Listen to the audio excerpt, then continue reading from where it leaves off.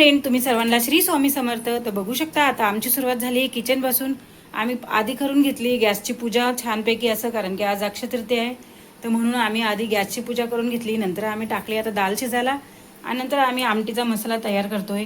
आणि तिकडे आपण दाल टाकली भज्याची बनवायला.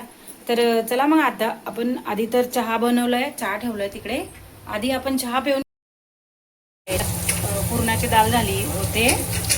तर आपण टाकलाय गुळ आणि आता आपल्याला टाकायचं विलायची आणि जायफळ आणि थोडी सुंठ पण टाकू शकता तुम्ही, कोणी बडीशोप पण टाकतात. आणि मला फक्त जायफळ आणि इलायचीच टाकते मी.